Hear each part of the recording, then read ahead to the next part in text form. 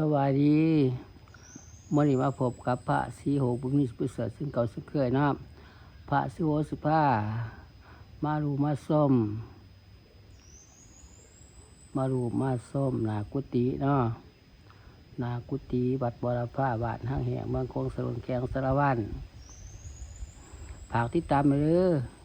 ฝากติดตามช่อง YouTube ของพระศรีโหบุญมีประเสริฐเนอ FC ลาวไทยและต่างประเทศขอให้เขาดูเขาส้มส่องยูทูบของพระศรีโหบุญมี10%เนาะกดติดตามไปเด้อกดไลค์กดแชร์เนาะเป็นกำลังใจให้พระศรีโหบุญมี10%ในเด้อบรรยากาศบรรยากาศหนากุฏิเนาะไล่เอามาผากมาต่อ FC ลาวไทยและต่างประเทศให้เขาดูเขาส้มช่องยูทูบของพระศรีโหบุญมี10%ให้เด้อกดไลค์กดแชร์ให้เนาะกดติดตามให้เด้อฝากบรรยากาศเนาะ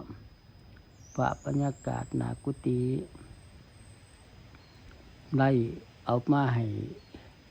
ดูให้ชมให้ FC ลาวไทยต่างประเทศเขาดูเขาชมช่องยูทูบของพระศรีโหบุญมี10%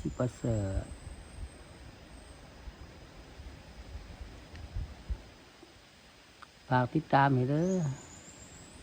FC ลาวไทยต่างประเทศให้เขาดูเขาส้มช่องยูทูบของพระศรีโหบุญมี10%ให้เด้อกดไลค์กดแชร์เนาะกดติดตามให้เนาะเป็นกำลังใจให้พระศรีโหบุญมี10%ให้เด้อ FC ลาวไทยและต่างประเทศให้เขาดูเข้าชม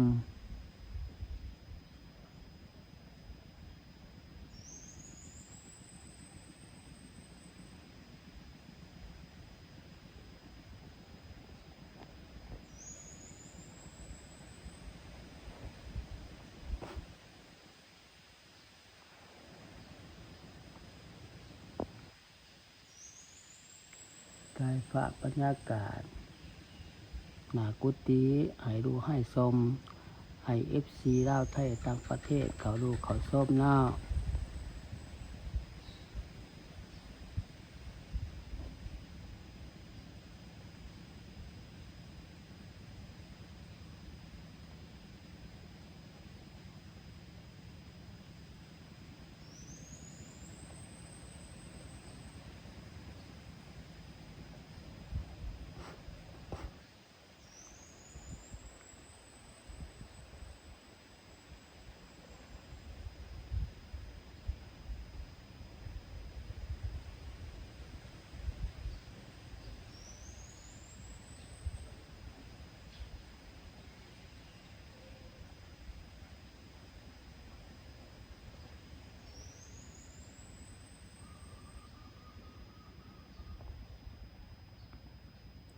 ฝากบรรยากาศหน้ากุฏิ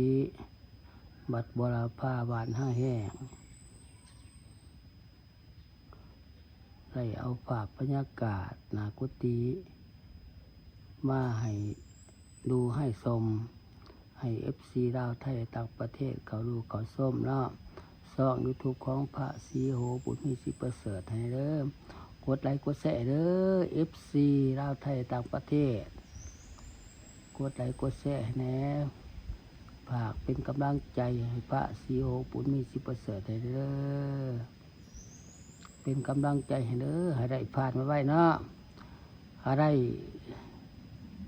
ส่องผ่านมาไว้เนาะให้ได้ส่อง YouTube ของพระศรีโหให้ได้ผ่านมาไว้เด้อฝากติดตามให้เนาะแชร์ไปให้เด้อ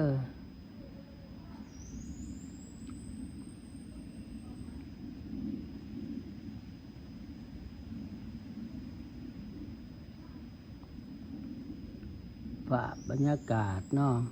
ไล่เอาฝากบรรยากาศหน้ากุฏิมาให้ดูให้ชม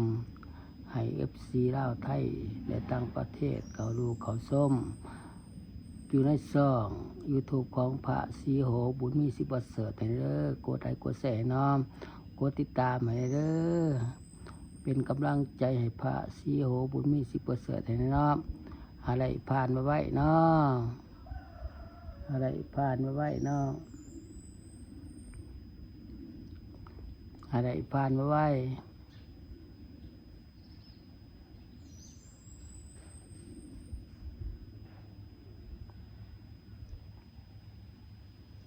บรรยากาศ